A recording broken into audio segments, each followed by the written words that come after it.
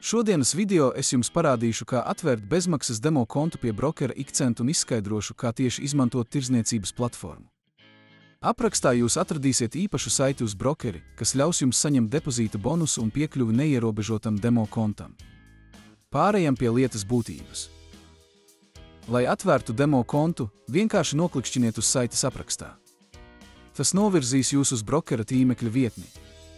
Tur jūs varat izlasīt svarīgāko informāciju par ieguldījumu nosacījumiem. Vissvarīgākais ir tas, ka brokeris ir regulēts un jūs varat sākt tirdzniecību no $10 depozīta. Minimālā ieguldījuma summa ir $1.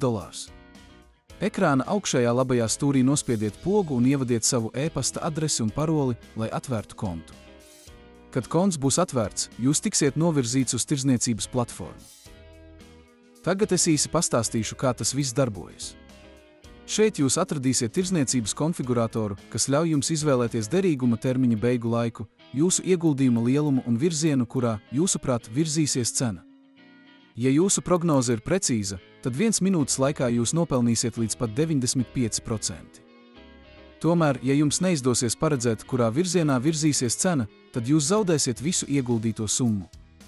Ir vērts atcerēties, ka ar šo brokeri jūs nevarat zaudēt vairāk naudas, nekā esat iemaksājis savā kontā.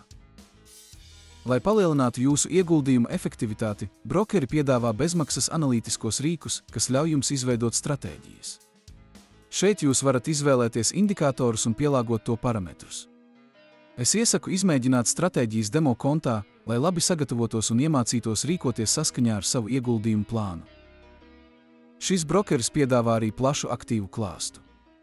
Ja jūs interesē akciju, kriptovalūtu vai forex tirdzniecība, tad šeit varat izvēlēties sev interesējošo aktīvu.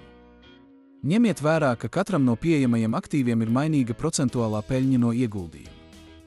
Tas viss ir atkarīgs no tā, cik populārs ir attiecīgais aktīvs. Ja jūs izmantojat demo kontu un uzskatāt, ka ir vērts veikt pirmo iemaksu, tad jūs varat iemaksāt naudu dažādos veidos. Nospiediet pogu ekrāna augšējā labajā stūrī un pēc tam izvēlieties vienu no pieejamajiem iespējamiem iemaksas veidiem. Dažām iemaksu metodēm būs nepieciešama konta verifikācija, bet citām – ne. Populārākās iemaksu metodes ir kriptovalūtas un tiešsaistes maki.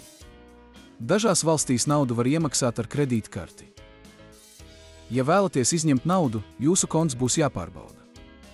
Verifikācija sastāv no jūsu personas informācijas un adreses apstiprināšanas.